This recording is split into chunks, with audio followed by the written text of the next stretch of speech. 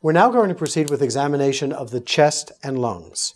We haven't examined the lungs yet, so we'll begin with that right now.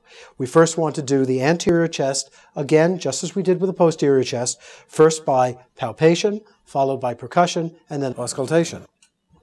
Say 99. 99. 99. 99. 99. 99. 99. 99. 99. 99. 99. 99. 99. 99. And 99. 99. One uses the same technique, applying the heel of your hand in an interspace. Obviously, we have the heart in this area, and we do not evaluate over the heart because this would be an area in which tactile firmness would be different than the area on the other side.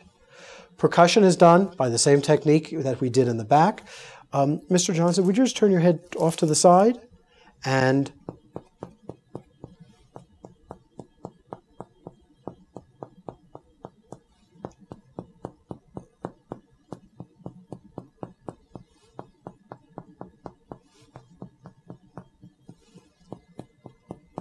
we evaluate the percussion note as well. There are some people who believe that percussion of the cardiac border is a technique worth doing. It generally is a technique of low sensitivity and specificity, and I feel that it's not a technique that is very useful to determine cardiomegaly. And finally, the last part is auscultation of the lungs. And we will auscultate in the same areas that we were doing our percussion and palpation. Mr. Johnson, just turn your head to the side and open your mouth and take a nice big breath in, out, again, again, again, again, and again. And now that completes the examination of the lungs. We're going to continue with examination of the heart.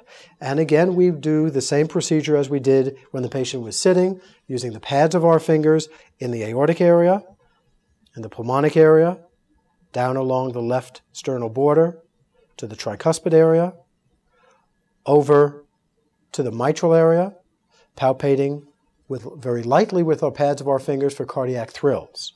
We'll then take the heel of our hand and place it on the sternal border to see if there's any impulse that we can palpate. Patients who have right ventricular enlargement may have something called a right ventricular lift or heave, and the hand may be actually lifted off the chest wall. We can do the same technique over here at the fifth intercostal space, midclavicular line, and if we found that same impulse, this would be suggestive of left ventricular enlargement or hypertrophy. Finally, we're going to do auscultation of the heart in a lying position as well in the left lateral decubitus position, which are the two other standard positions for cardiac auscultation. We will listen again in the aortic, pulmonic, Erb's point, left lower sternal border, tricuspid, and the mitral area. Auscultation of the pulmonic area with the patient lying is the best position to evaluate splitting of the second heart sound.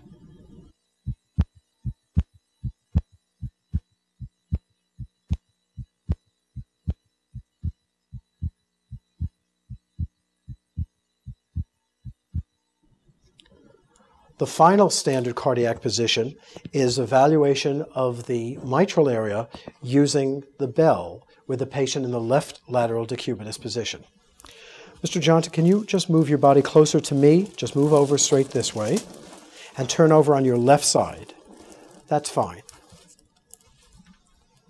And with the bell, listening in the mitral area for the low-pitched diastolic murmur of mitral stenosis.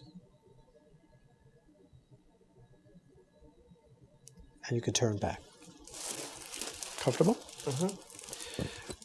Application of the bell to the chest wall should be very, very gently, because if you press too hard with the bell on the chest wall, the skin becomes a diaphragm and you lose the ability to hear the low-pitched sounds.